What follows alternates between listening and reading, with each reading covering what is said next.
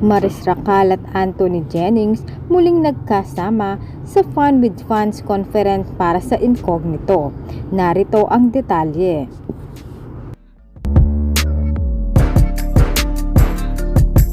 Muling nagkasama ang mag-on-screen partner na si Maris Racal at Anthony Jennings para sa fan conference ng Incognito. Nakita in public ng mga tao kung gaano kasaya si Maris at Anthony Jennings at maayos na ang dalawa ngayon pagkatapos ng kanilang naging controversy. Kasama nina Maris at Anthony Jennings ang ibang cast ng Incognito na sina Daniel Padilla, Richard Gutierrez, Ian Veneracion, Carla Estrada at Baron. Makikita sa video na maayos na ngayon si Maris Racal at Anthony Jennings. Nakuhanan din sa video ang pag-alalay ni Anthony kay Maris Racal sa pagbaba niya sa hagdan.